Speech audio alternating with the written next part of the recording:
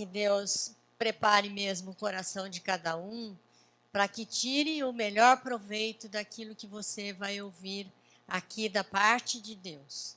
Ousamos dizer que é da parte de Deus, porque é algo que está escrito, que foi ensinado na palavra.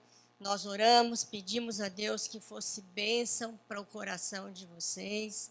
De manhã já transmitimos essa palavra, foi bênção, alegrou muito o coração da igreja e eu tenho certeza que será de novo assim agora à noite. Amém? Há muito que se possa falar sobre família, o assunto é muito extenso e a gente não dá conta de numa única vez, por isso a gente separou o mês de maio inteirinho para isso. Hoje nós trataremos sobre relacionamentos em família. Por quê? Porque as famílias passam por momentos muito difíceis, situações delicadas, tristes, enfrenta problemas que às vezes não acha saída, não vê saída, não sabe como resolver, e isso afeta os relacionamentos. Então, vai acontecendo desencontros de ideias, de vontades entre os membros da família, um vai se irritando com o outro, as dificuldades lá fora, com o trabalho, com tantas outras coisas, e os relacionamentos vão ficando prejudicados. Então, o nosso tempo hoje é para trabalhar um pouco sobre essa questão, porque muitos desistem de lutar pela sua família.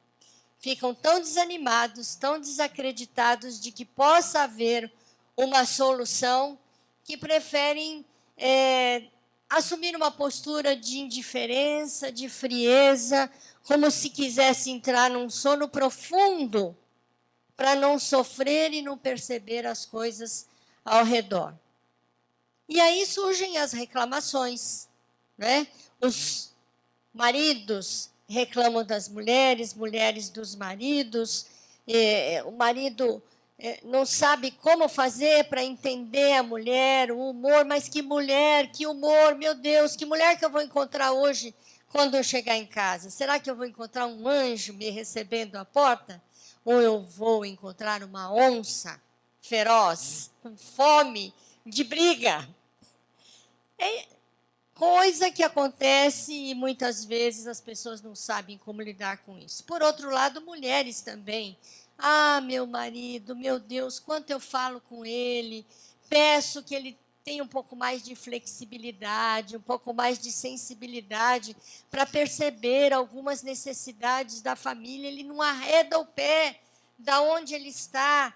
Eu já perdi a esperança, esse marido não muda. Os filhos reclamando dos pais.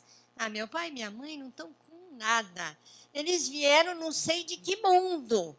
Não sei de que mundo que meu pai e minha mãe vieram, porque eles não entendem nada das coisas de hoje, da nossa vida, das nossas vontades, e pega muito no nosso pé. Os pais também reclamam dos filhos. Meu Deus, o que eu faço com meus filhos? Eles não querem saber de nada, não se dedicam ao estudo e reclamam que querem coisas, porque o amigo tem, porque a amiga tem, e a gente não dá conta de tudo isso, mas na hora de responder com alguma ajuda em casa, não responde, ou estudar como deveriam, não estudam.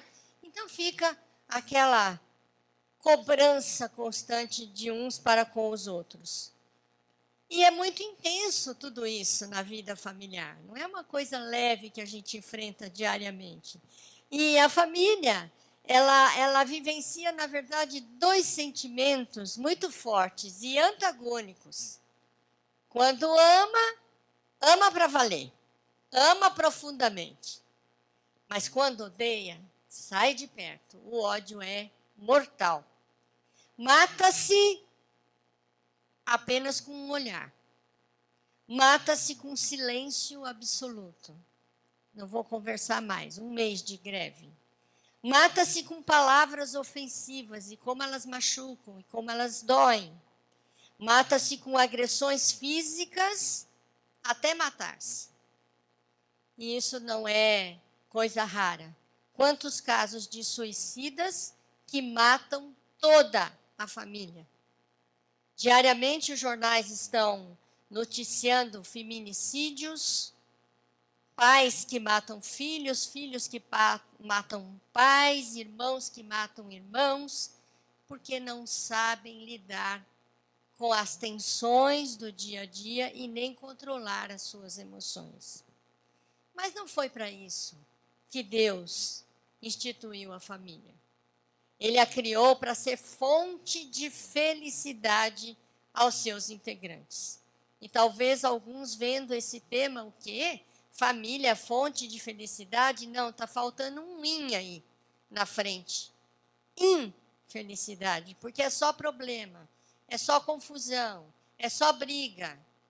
Não, Deus criou a família para ser fonte de felicidade. E é isso que Ele quer para você. É isso que Ele quer para a sua família. E nós podemos alcançar isso, sim, em Deus. Amém, Shalom? Muito bom. Então, se você quer experimentar essa fonte de felicidade, quer desfrutar de relacionamentos saudáveis em sua família e preservá-la como fonte de felicidade, acompanhe-me, bem acordado. Não vale cochilar.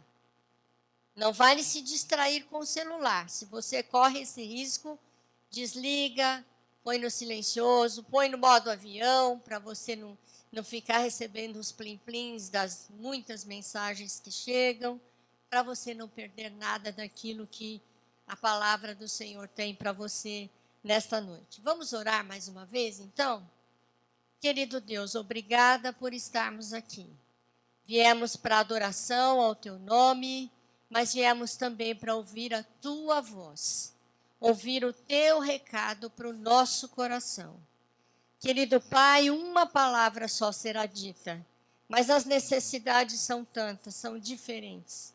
Então, que o Senhor traduza pelo Teu Espírito Santo o Teu querer para a vida de cada um, através destes textos que serão lidos e explanados e que seja bênção para a vida de todos. Eu oro em nome de Jesus. Amém. Vamos abrir as nossas Bíblias no livro de Efésios, a carta de Paulo aos Efésios.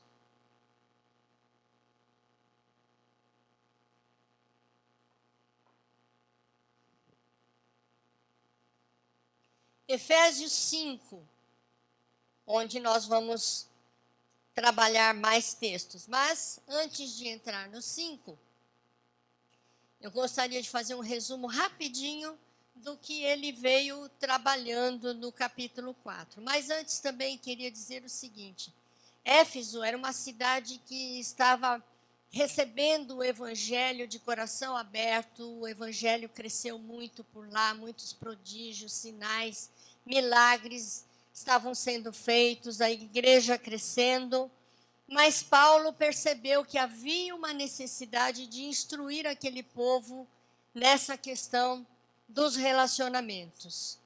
Então nós vamos aproveitar esse ensino de Paulo também para nós, porque a palavra foi escrita e registrada para que chegasse até nós também, para ser ensino também para nós. Então, no versículo 4, ele exorta sobre a mentira, que a gente deve deixar a mentira, tomar cuidado com a ira. A ira é um sentimento natural, humano, mas ele disse, não deixa essa ira ultrapassar o dia seguinte. Ultrapassar o dia e chegar no dia seguinte. Foi ele que disse, irai-vos e não pequeis. Porque se a gente deixa a ira tomar conta do nosso coração, aquilo cresce. E a gente vai, então, aumentando esse sentimento de ódio por alguém, não trata disso, não perdoa, não conversa, isso vai fazer mal para quem está irado e para o causador da ira. Então, ele orienta para que isso tem que ser cuidado. Evitar a gritaria. Gritaria não resolve situação alguma, só traz mais irritação e mais terreno próprio para que a ira aconteça. Não dizer palavras torpes, liberar perdão. Constantemente nós estamos ouvindo sobre isso e como a gente tem dificuldade nessa área de liberar perdão. E não liberar perdão faz mal, principalmente para quem não consegue perdoar. Então, isso é algo que a gente tem de lutar contra, mas não é o foco da nossa palavra hoje, estou só citando. E ele diz também que todas essas coisas devem ser evitadas na nossa vida para não entristecermos o Espírito Santo de Deus. O Espírito Santo se entristece com essas práticas. E nós não temos interesse nenhum, não é bom negócio entristecer o Espírito Santo do nosso Deus Todo-Poderoso. Amém? Bom, nós já poderíamos ir embora se vocês fossem para casa só com essas recomendações. Já tem bastante lição de casa aqui, só no que ele trabalhou no versículo 4. Mas nós gostaríamos mesmo de nos ater a alguns aspectos que ele deixa bem explicado no capítulo 5. E não será o capítulo todo, alguns versículos. O apóstolo Paulo, então, inicia o capítulo 5 dizendo que nós devemos ser imitadores de Deus. Imitadores de Deus, andando em amor, como Cristo nos amou e se entregou por nós. Portanto, já de início, Paulo propõe que devamos ter no nosso coração amor uns pelos outros, parecido, inspirado no amor de Deus por nós. É um alto nível, um alto padrão de amor. É difícil a gente pensar que isso seja possível, mas Paulo está dizendo que devemos ser imitadores de Deus, andando em amor, tanto quanto Cristo nos amou, devemos nós amar também uns aos outros. É a base de todo bem. Se a gente não puder contar com esse amor, se não tivermos esse amor no nosso coração, nada pode acontecer de mudança, de transformação na nossa vida. Então, esse padrão de relacionamento é tão alto que alguém pode ter pensado assim, impossível, impossível imitar a Deus no amor que ele demonstra por nós. E se você pensou isso, ou se alguém já tentou fazer a sua cabeça, dizer assim, não, amar como Jesus nos amou, fazer a vontade de Deus, isso é coisa muito difícil, é inviável para um ser humano. Então, para você que pensou isso, ou conhece alguém que pensa assim, eu vou deixar a resposta de Paulo no versículo 6 do capítulo 5, que diz assim: ninguém vos engane com palavras vãs, porque por essas coisas vem a ira de Deus sobre os filhos da desobediência. O que isso quer dizer? O que o Paulo quis dizer com isso? Que nós não devemos dar ouvidos a quem nos dizem palavras vazias, sem propósito, sem sabedoria, que não nos ajudam. Então, não podemos dar ouvidos a quem não tem o conhecimento de Deus, não tem sabedoria do Senhor. E no domingo passado, o nosso pastor, ainda na mensagem, nos alertou o seguinte, que nos nossos dias há muitos conselheiros, há muita gente dando conselho, há muita gente se pondo a ensinar. Grava um áudio, acha que aquilo que está falando é o correto e solta numa rede de muitas pessoas, milhares de pessoas, que olham, que leem, que não avaliam e já vai assimilando aquela ideia. Então, o Paulo está dizendo, ninguém vos engane. Tais pessoas que não aceitam a vontade de Deus são filhos da desobediência. Há um nome para esses que não aceitam a vontade de Deus, o ensino da palavra. Filhos da desobediência. Eu quero ser filho da obediência e você. Amém? Glória a Deus. No versículo 14, ele diz assim: desperta, Ó tu que dormes, levanta-te entre os mortos e Cristo te iluminará. Paulo está dizendo assim, olha, preste atenção, preste atenção. Você está muito distraído aí no seu canto. Levanta, sai dessa vida e vem para uma vida nova, para uma vida verdadeira. Sai dessa escuridão, descubra o que agrada a Cristo e comece a praticar. Ah, como é bom ser dirigido por Cristo, ser iluminado por Cristo, poder contar com Cristo a qualquer momento da nossa vida. Se a gente tem dificuldades, tem dúvidas, tem ansiedade, seja o que for na nossa vida, Cristo está ao nosso lado para nos iluminar, para nos dirigir, para nos orientar, através de palavra, através de pessoas confiáveis que seguem a Cristo e podem nos aconselhar. Então, nós não estamos sozinhos, nós temos como ser aconselhados e ser ajudados nos momentos difíceis.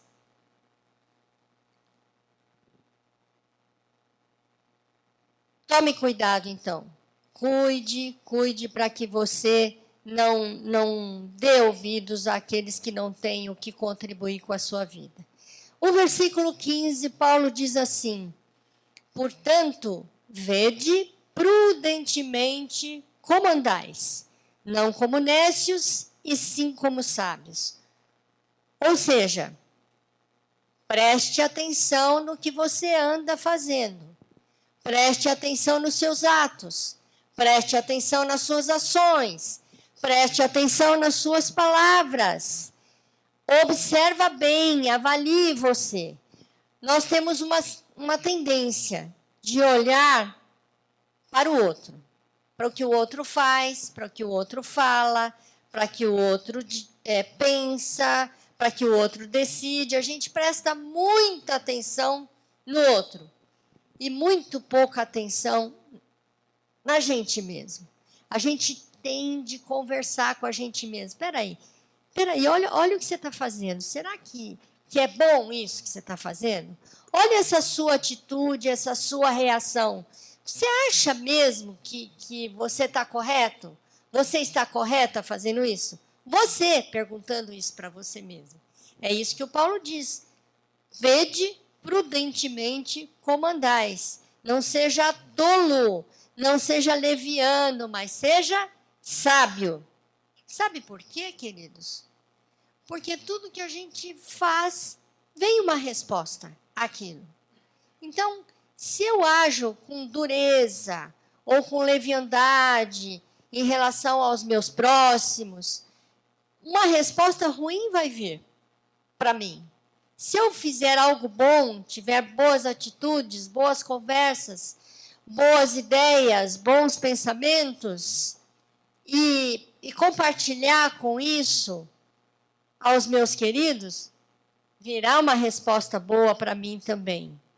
Nesses longos anos de ministério, nós já vimos alguns casamentos desfeitos, porque as pessoas elas vão vivendo, vão fazendo e não vão prestando atenção naquilo que elas estão fazendo, naquilo que está trazendo de reação ao seu próximo, ao seu cônjuge, aos seus filhos, aos seus familiares. Todo mundo percebe que algo não vai bem, menos aquela pessoa. Então, aí vem os desajustes e as separações, que não são poucas nos nossos dias.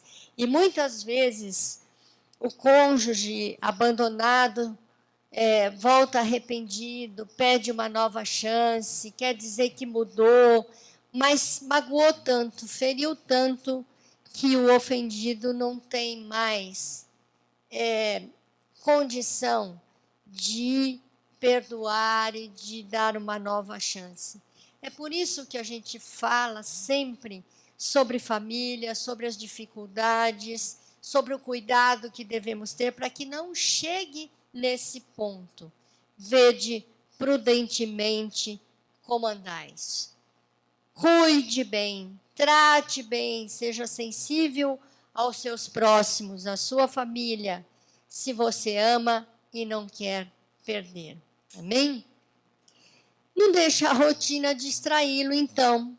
Você precisa prestar atenção, tanto nas suas atitudes, como nas necessidades de cada um da sua família. Mas, por outro lado, nós temos acompanhado também famílias que passaram por lutas, por dificuldades, humildemente buscaram a iluminação de Cristo, e Cristo veio e restaurou, e cuidou, e reestabeleceu a ordem da família. É lindo a gente ver isso acontecendo, louvado seja Deus.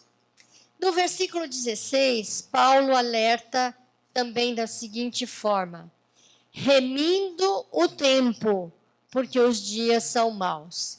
A ideia de remissão é você resgatar algo que havia perdido.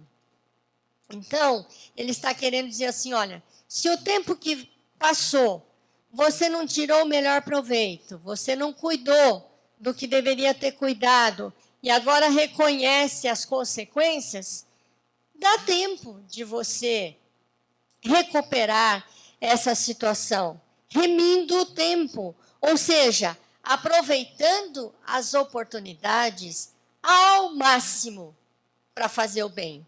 Então tá bom, me desculpe a expressão, pisei na bola lá atrás, fiz muita coisa errada, mas tem tempo de viver algo novo, algo melhor daqui para frente. E Deus há de me iluminar e de me ajudar a conquistar isso na minha vida. É assim que funciona uma vida regada da presença de Deus, do acompanhamento do Senhor na família. Por esta razão, no versículo 17, não vos torneis insensatos, mas procurai compreender qual a vontade de Deus. Paulo já falou sobre isso lá atrás, ele reforça de novo a importância de entender, de conhecer a vontade de Deus para a nossa vida. Afinal, ele mesmo diz em Romanos que a vontade de Deus é boa, perfeita e agradável. Tem gente que tem medo de dizer, Deus, eu quero fazer a tua vontade. Tem medo de Deus querer alguma coisa que você não quer, mas nunca, jamais, a vontade de Deus será inferior à sua, para você mesmo, porque ele enxerga lá na frente. Então, mesmo coisas que a gente não entende que Deus queira que a gente faça, pela fé a gente deve fazer, eu vou fazer, meu Deus é Deus. Ele sabe de todas as coisas, sabe o que é melhor, vou fazer sem mesmo entender muito bem por que devo fazer. E sem medo, você deve assumir essas posturas dos princípios e dos ensinamentos do Senhor. Você entende a vontade de Deus para a sua vida? Você o consulta para saber, Senhor, eu estou pensando isto em relação a essa situação, estou com vontade de agir dessa maneira, de dizer isso e mais aquilo. Devo fazer, Senhor? Devo fazer? E de alguma forma o Senhor vai mostrar para você. De alguma forma ele vai encaminhar você para entender o que é que você deve fazer naquela determinada situação. Mas para isso acontecer realmente na vida de alguém, é preciso haver um mover especial do próprio Deus na nossa vida. E o Paulo vai explicar agora que é preciso estar cheio do Espírito Santo de Deus, porque é Ele que nos capacita a fazer todas as coisas. Aquilo que é fácil, aquilo que é difícil para nós, o Espírito Santo nos capacita a fazer. Eu digo para vocês, estar aqui na frente, fazendo o que estou fazendo, é só por graça do Senhor, só pelo poder do Espírito Santo em mim. Jamais a minha natureza, minha pessoa, ousaria sair do lugar, levantar e vir ensinar alguma coisa, se dirigir a várias pessoas, falar em público. Essa é uma experiência viva na minha vida. Estou aqui por força e capacitação do Espírito Santo de Deus. Eu jamais teria essa condição. E Paulo, agora daqui para frente, vai começar a explicar essa importância de nós convidarmos o Espírito Santo de Deus para agir, nos ajudar no nosso viver. Estar cheio do Espírito Santo não é algo complicado. Muitos pensam assim, para eu estar cheio do Espírito Santo, eu preciso ser uma pessoa muito espiritual, eu preciso participar de muitas reuniões de oração calorosas, fazer muitos dias de jejum e abrir mão de muitas coisas que eu gosto na minha vida, ter uma vida mesmo e enclausurada de intimidade com o Senhor. Estar cheio do Espírito Santo, e isso acontece na nossa vida de uma forma muito mais natural do que você pensa.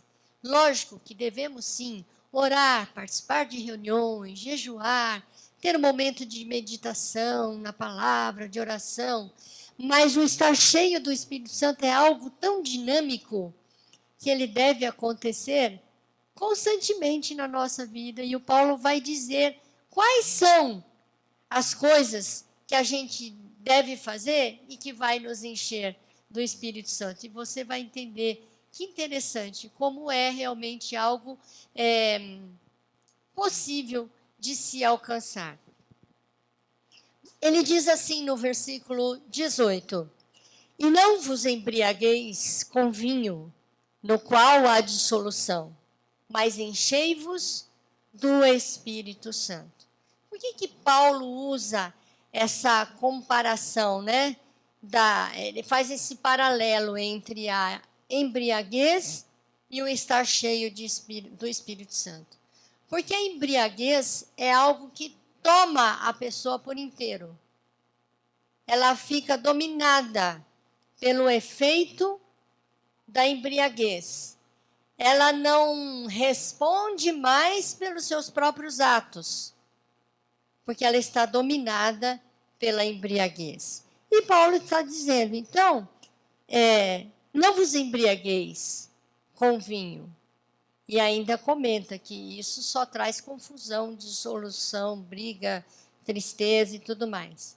Mas enchei-vos do Espírito Santo. Então, em contrapartida à embriaguez, eu posso estar cheia do Espírito Santo e também não dominar mais a minha vida. Deus domina, o Senhor domina, o Senhor dirige, o Senhor encaminha, porque é Ele no comando. Entenderam? Amém? Aí o Paulo diz assim, mas antes de estar cheio, ele diz não, eu estou interpretando agora. Antes de estar cheio, é preciso esvaziar-se daquilo que ocupa o lugar em que o Espírito Santo deva estar. Não é? Então, a gente vai ampliar essa questão da mente tomada pela embriaguez, porque há outras coisas que nos embriagam também. Alguma droga embriaga a sua vida? Ou a sua ira incontrolável embriaga você? Seus ressentimentos embriagam, você fica totalmente dominada por essa dor? A sua preguiça te embriaga e você não consegue pensar em mais nada, fazer mais nada, só quer ficar naquela letargia e essa preguiça te impede de mudar, de melhorar, de tomar novas posturas? E as suas fantasias sexuais não podem estar embriagando você? Você não consegue pensar em outra coisa? Seus medos, pode ser isso que embriaga a sua mente? As suas dúvidas a respeito de tudo, de todos e até da palavra de Deus, dos ensinos da palavra, o quê? Algo pode estar embriagando a sua mente, tomando o espaço do Espírito Santo para ele agir com maior abundância na sua vida. Então eu quero dizer agora a você que é marido, que é esposa, você que é filho, você que é filha, Você que é irmão, irmã, sogro, sogra, faça um exame interior agora.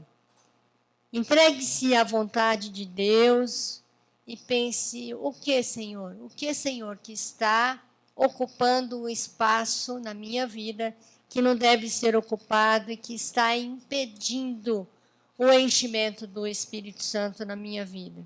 Seja o que for, isso deve ser entregue ao Senhor, deve ser levado aos pés da cruz.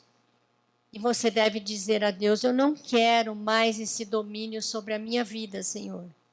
Isso está prejudicando a mim e os meus queridos à minha volta. Os nossos relacionamentos estão quebrados, estão ruins, porque o teu Espírito não está dominando na minha vida. Não pensa no outro, no que ele tem que mudar, no que ele tem que esvaziar, no que ele tem que encher. Agora é o momento de você avaliar você mesmo. Limpa o meu coração, Senhor, eu te peço em nome de Jesus. Eu gostaria de dar um tempo agora para você fazer essa oração. Sabe por quê? Esse ambiente, desde a hora que nós chegamos, foi todo preparado para nós estarmos em comunhão com o Senhor, para Ele falar conosco, para Ele trabalhar na nossa vida. Nós já oramos, já louvamos a Deus, então nosso coração está sensível. É como uma roupa suja que você não lava direto, você deixa ela de molho lá, um tempo, para a sujeira se soltar. E depois, então, você fazer a lavagem final. Então, o seu coração está preparado para isso agora. E se não for feito isso agora, quando você sair daqui, o seu coração vai endurecer. E você mal vai lembrar de tudo aquilo que ouviu.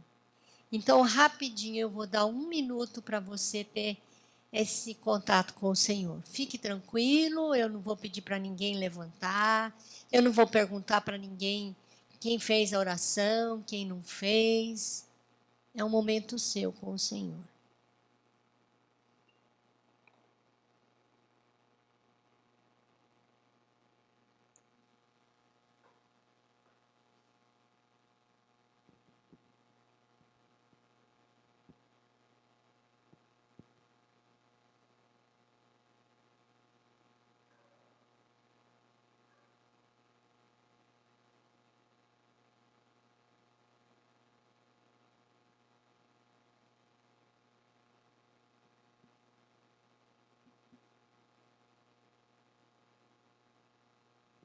Obrigada, Senhor, por esta oportunidade que Tu nos dás. Cremos mesmo, Senhor, que o Senhor tocou no coração de cada um e eu te peço em nome de Jesus, recebe, ó Deus, esse pedido e faz mesmo a limpeza que tem de ser feita em cada coração. E ajuda-nos agora a compreender como é que devemos agir daqui para frente para ocupar esse espaço que agora está liberado para o Senhor. Eu oro em nome de Jesus. Amém. Então agora é preciso encher esse espaço que foi liberado para a ação maior do Senhor na nossa vida. E o gostoso é que o Paulo vai ensinar isso. Como é que a gente faz isso? Por isso que eu disse para vocês que o enchimento do Espírito Santo é algo que acontece mais naturalmente do que a gente possa imaginar. No versículo 19 ele diz assim: falando entre vós com salmos, entoando e louvando de coração ao Senhor, com hinos e cânticos espirituais. Então, você estava aqui louvando, cantando, glorificando a Deus, você nem sabia, mas você estava se enchendo do Espírito Santo. E quando o espaço, quanto maior for o espaço liberado para isso, mais cheio você fica. Mais cheio você fica. Quando você fala das bênçãos do Senhor, quando você dá um testemunho da graça de Deus na sua vida, quando você canta para o Senhor, cânticos espirituais, você nem sabe, ele está te enchendo do Espírito Santo. Mas a gente precisa criar momentos para ter esse desejo de fazer, de falar. Então, quando isso acontece espontaneamente o Senhor também nos enche do Espírito Santo. E vai chegando um ponto que a gente tem poucos prazeres fora disso. E a gente se torna muito leve, muito feliz, porque o Espírito Santo está em efervescência na nossa vida, no nosso coração. Para isso, então, se é para falar entre vós com salmos, entoando e louvando de coração, precisamos trocar algumas coisas, né, nos nossos hábitos. Troque as rodinhas de fofoca, as piadas sujas, as palavras torpes por conversas úteis, produtivas, por testemunhos de bênçãos, cante louvores. Essa é a vontade de Deus. Vai alegrar o coração do Senhor e também vai trazer muita leveza para o seu coração. Então, fazendo isso, tenha certeza, você está se enchendo do Espírito Santo. Amém? Não que você não possa conversar mais outra coisa, ou ouvir outra música, ou cantar outro tipo de música. Só que agora você vai qualificar aquilo que entra e aquilo que não entra na sua vida. Amém? No versículo 20, diz assim: dando sempre graças por tudo a nosso Deus e Pai, em nome do nosso Senhor Jesus Cristo. A gratidão é algo importantíssimo que deve fazer parte da nossa vida todos os dias. Nós precisamos exercitar a gratidão entre os nossos próximos. Em família, a gente tem que ser grato. A gente está acostumado todo dia, o marido ajuda a esposa em alguma coisa, ou a esposa ajuda o marido, ou os filhos os pais aos filhos. Cada um não está fazendo mais do que obrigação. Mas é penoso, a gente faz às vezes cansado, a gente não queria fazer, mas faz porque tem de fazer. Então alivia.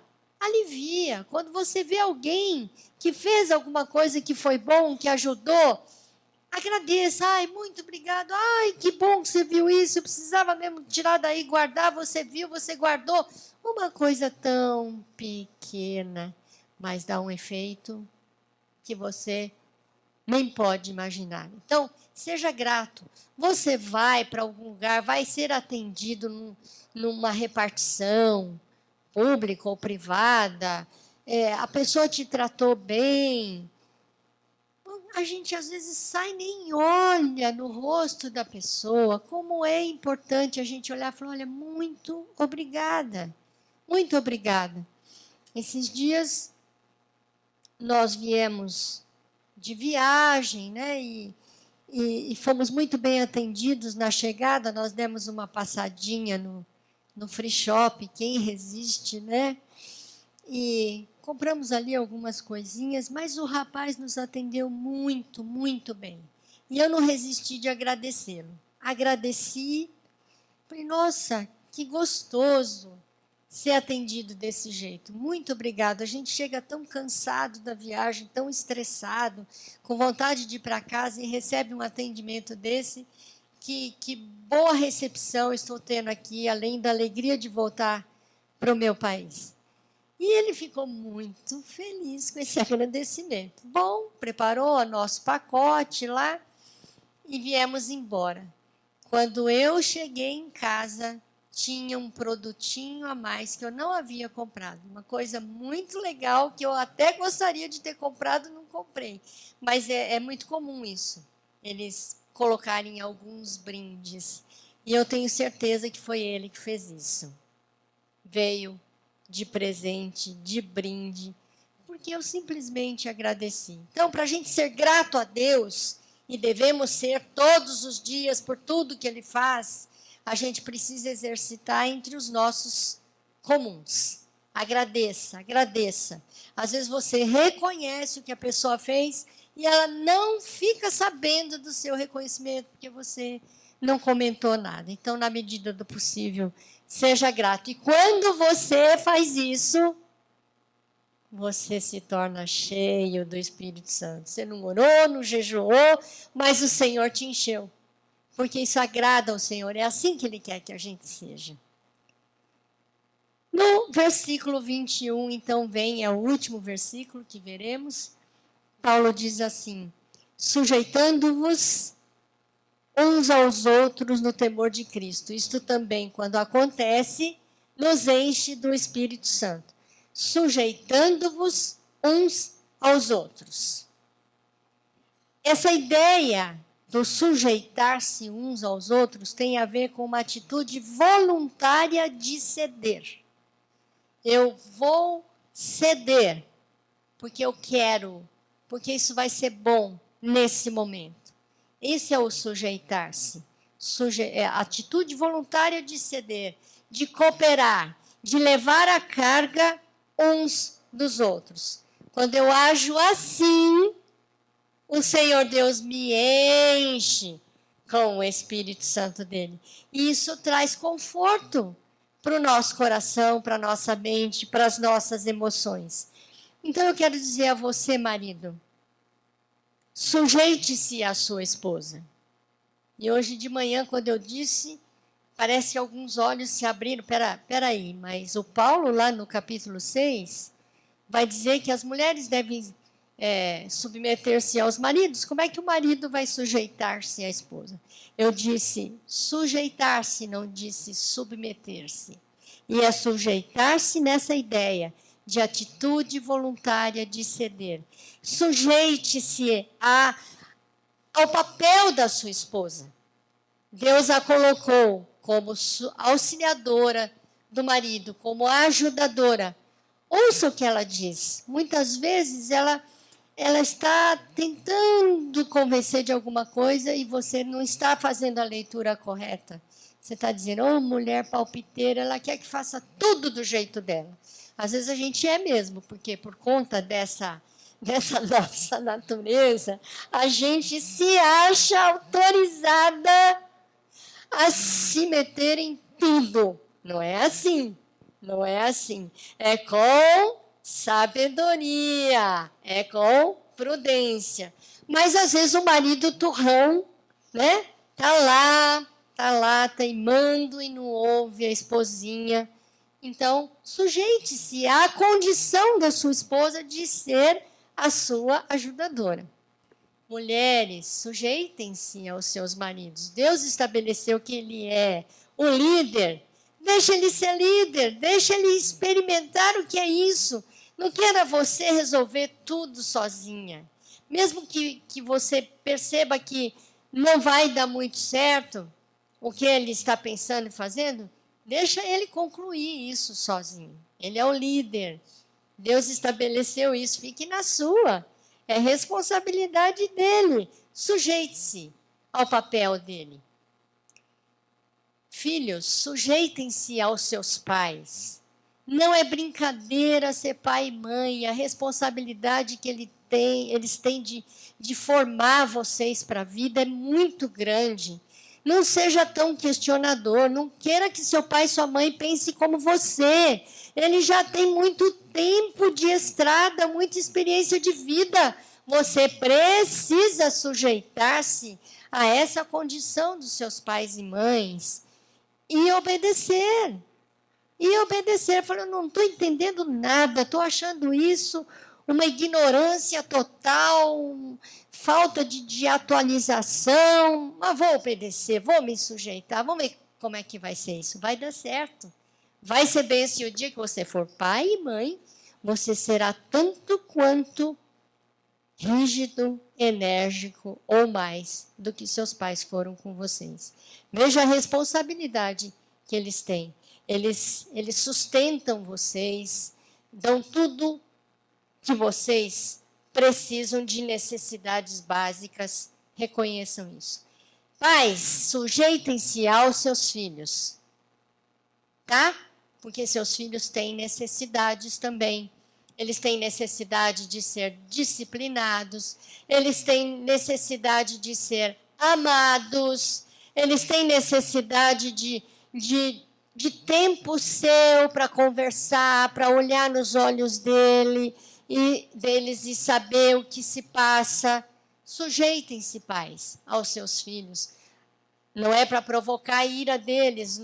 Você tem de dar disciplina, ser exigente, mas às vezes tem que flexibilizar também. Sujeitem-se às necessidades do seu filho. E o Senhor vai dando sabedoria, vai enchendo com o Espírito Santo, e a gente vai acertando, às vezes erra, volta atrás. É assim que tem de ser, para que a família caminhe com alegria. Sogro e sogra, sujeitem-se aos seus genros e noras. A casa deles é a casa deles. Você já teve a sua para mandar, para decidir, para arrumar, para organizar. Agora respeite a casa do seu genro e da sua nora. Seja um visitante elegante, agradável. Perceba até onde você tem liberdade de agir. Sogro e sogra, sujeitem-se ao genro e nora. Mas genro e nora, sujeitem aos seus sogros. Eles são os pais do seu cônjuge, da sua amada, do seu amado. Eles que educaram essa pessoa que está do seu lado. E não adianta você querer questionar a educação que eles receberam. Já recebeu. Eles deram a vida para o seu cônjuge. No mínimo, tenha respeito por eles. E o mesmo carinho que você tem pelos seus pais, as mesmas coisas que você gosta de fazer com os seus pais, lembre-se que o seu cônjuge também gosta de fazer com os pais dele.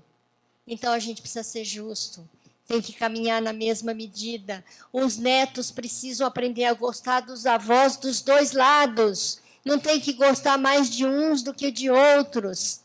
Todas as famílias estão entrelaçadas e a gente precisa aprender a viver essas diferenças.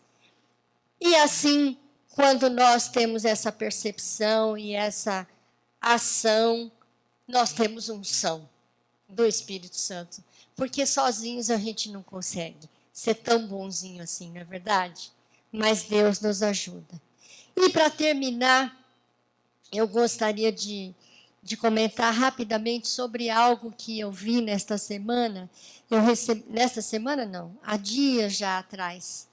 Eu recebi um diagrama, vou pedir para o Rafael colocar lá, de um assunto que eu entendo muito pouco, e vocês também, mas que é bom a gente conhecer, porque é algo científico, é algo estudado, e a gente pode aprender muito com isso. E eu fico muito feliz quando algo estudado, científico, descoberto, experimentado, provado, encaixa com aquilo que a gente já sabe da palavra de Deus. Acho lindo isso. Então, tudo isso que o Paulo falou, todas essas recomendações que o Paulo deu, vem de alguma forma nesse diagrama. Está pequenininho, né? Não dá para ler, mas eu vou falar alguma coisa. Deu? Vocês estão conseguindo? Sou eu que não enxergo lá, né? Ainda bem que eu tenho anotado aqui. Então, esse diagrama fala de 4 hormônios, e eles deram esse título: estimule a química da felicidade do seu cérebro naturalmente. E fala da dopamina, oxitocina, tem muito mais hormônio que isso. Eu fui me interessar em ler mais coisa, falei com um profissional da saúde, e é muita coisa, é muita informação. Eu não daria conta de vir aqui falar sobre isso. Mas só para vocês verem como que a palavra de Deus nos ensina de coisas que a ciência vem estudando e descobrindo agora. E eu digo que a ciência existe para ela descobrir o que Deus fez e como fez. Ela atesta. Os cientistas não sabem disso. Eles acham que eles fizeram a descoberta do mundo sozinhos. Mas eles estão simplesmente testificando aquilo que Deus fez e por que fez. Então, fala lá dos hormônios. A dopamina, responsável pelos sentimentos de amor e prazer. E algumas coisas que a gente deve fazer para estimular a dopamina no organismo. Dormir de 7 a 9 horas, fazer exercícios diariamente. E me chamou a atenção isso aqui. Comemorar conquistas diárias ativam a dopamina no seu corpo. Eu pensei assim, as famílias fazem muito pouca festa. A gente tem motivo para fazer festa entre nós todos os dias. Comemorar uma nota boa que o filho trouxe, comemorar um elogio que alguém recebeu no emprego, comemorar um desconto. Eu comemorei um desconto essa semana. Fui no mercado e comprei lá um papel toalha que eu gosto e que não é barato e estava muito barato no mercado. Eu falei, vou levar dois, aproveitar o preço, né? Chegou lá no caixa, a moça disse assim, não, o preço não é esse. E aí deu o preço real. Falou, olha, sinto muito, lá na prateleira está esse valor. Não é possível, não é. Levei a moça, tinha 2 lugares, o mesmo papel. Um com preço, o outro com preço menor. E pelo Código do Consumidor, como é que funciona? O valor menor. Levei a moça lá e paguei o valor menor. Cheguei em casa comemorando. Falei, olha só, paguei por 2 o preço de um. Coisas banais, pequenas. Mas a gente tem que festejar, a vida é muito dura, a gente tem que deixar mais leve, mais agradável. Quando a gente ora por um assunto há tanto tempo, esperando uma resposta, Deus manda, vamos comemorar. Esses dias nós pedimos orações para que o Lucas encontrasse uma passagem barata para poder vir ao Brasil. Eu pus a célula para orar, a célula. Nós oramos aqui em reunião de oração, nós oramos em casa todos os dias. Glória a Deus! O Lucas vem, dia 2 ele chega aqui. Coisas maravilhosas, a gente tem que ser reconhecido e ver que tem mão de Deus. Tem mão de Deus. Agradeça, agradeça, encha-se do Espírito Santo que Deus traz mais conquistas para a sua vida. Em vez de murmurar por aquilo que não tem, agradeça por aquilo que tem. A oxitocina promove o desenvolvimento do cérebro, é o hormônio dos vínculos sociais, essenciais à sobrevivência. Hoje a tendência é a pessoa se isolar, né? Todo mundo que tem um celular na mão se acha acompanhado de muita gente, mas não reconhece que é um puro solitário, porque na hora da dificuldade, da luta, não tem com quem contar. E a oxitocina, ela é ativada através de meditação, abraços e atos de generosidade. Ah, que receita fácil, gente. Que receita fácil. Meditação. Quanta oportunidade nós temos. Estamos meditando agora. Meditamos em casa, em oração, em intimidade com Deus. Abraçamos aqui, abraçamos em casa. Abraçamos mesmo? Eu acho que as famílias estão abraçando pouco. Tem que abraçar mais. E essa semana que eu estava preparando essa mensagem, eu acabei com meu marido de tanto abraçar. Falei, senão eu não vou ter autoridade lá na frente. Começar a falar de abraço, ele vai... Falei, que negócio é esse? Cadê o abraço, né? Então, oxitocina é muito abraço, muito beijo. Chega por trás assim, dá um cheirinho no cangote, ele está lá, queimando os miolos, estudando, preparando algum material. Sente o cheirinho assim, ó. E dá um beijo no pescoço. Que delícia que é isso! Você faz isso? Se não faz, faça. É bom demais. Oxitocina na veia. E isso faz a gente se sentir bem. Serotonina, hormônio do bem-estar. Sua falta causa depressão. Então, gente muito solitária, muito triste, não alimenta a serotonina. Tem alimentos também que contribuem, é muita coisa, viu, gente? Isso é só um resuminho. Todos os dias vai vai ficando deprimido, olhando só para a tristeza do coração. Então, é preciso estimular isso aí. Momentos em contato com a natureza, andar em algum lugar, isso traz esse desenvolvimento, é bom para a saúde, para o bem-estar. A endorfina é uma espécie de analgésico natural. Praticar hobbies, ir com pessoas especiais, rir com pessoas especiais, cantar e dançar. Eu tenho uma irmã que ri muito, vocês conhecem a Thelma. Eu não sou de muito riso, mas eu acho bom quando eu me encontro com ela, porque ela acha graça em tudo. E a gente ri feito bobo junto com ela, porque ela é muito alegre. Então, encontre pessoas assim. Eu sou muito sisudo, eu vou ficar mais perto de quem ri bastante, porque isso faz bem. E a família deve desenvolver isso entre si. Se não é de rir, se é todo mundo meio sisudo, chega e faz uma cócega, nem que provoque uma risada meio forçada, não é? Mas a gente precisa rir, e eu estou gostando porque vocês estão rindo já. E isso vai ser bênção para a sua vida. Vocês estão com uma cara diferente de quando eu comecei a falar. Amém? Glória a Deus. O Espírito Santo já está se movendo na vida de vocês, está se enchendo. Desculpe o horário, mas eu preciso terminar. E a endorfina, uma espécie de analgésico natural, né? Praticar hobbies. Praticar hobbies nem sempre a gente consegue, né? Mal a gente dá conta dos afazeres diários. Mas o que é o hobby? É você deixar as ocupações normais da vida, as obrigações, e fazer algo diferente. Então, eu não tive como deixar de pensar na bênção que é a igreja na nossa vida. Ela não é um hobby, ela é muito mais do que isso. Mas o efeito que causa na nossa vida, o fato da gente, no domingo, se arrumar. E a gente não se arruma para ir ao trabalho tanto quanto para vir aqui. A gente tem o maior prazer, parece que vem numa festa. Isso é bênção, agrada o coração do Senhor, você se sente bem. Um dia falando com alguém que não tem nada dessa prática de igreja, de nada, falou assim, quando eu começo a ouvir a vinheta daquele último programa do domingo, já vai me dando um negócio.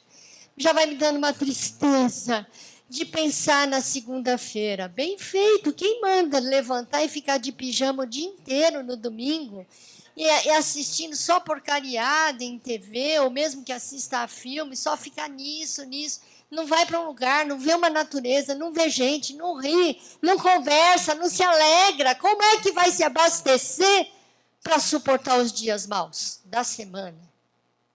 Entenderam o recado, queridos? Então, em nome de Jesus, pratiquem aquilo que o Paulo nos ensinou. Então, nós somos abençoados por duas famílias que temos. A família de sangue, que a gente precisa valorizar mais e usufruir mais do que Deus quer que a gente usufrua em família. Exercita isso. Deixa mais leve o ambiente de casa. Brinca mais, acaricia mais, beija mais, abraça mais. Dá um susto no seu cônjuge, quando ele estiver menos esperando, lasca-lhe, sem mais nem menos, um beijo. E veja o resultado. Veja o resultado, se vai ser ruim. Mesmo que a coisa não esteja muito bem, ele vai ficar muito surpreso. Ela também, mas a gente está até meio brigado, que história é essa? Quebra gelo, quebra barreiras. Filho emburrado lá no quarto, vai lá, pega no cangotinho dele, abraça, beija. Filho, faça o mesmo com pai e mãe. Pai, mãe, fui meio grosseiro, meio estúpido. Dá um beijo, ou se não tiver coragem de falar, vai, abraça e dá um beijo. A mãe e o pai vão entender que você está sensível.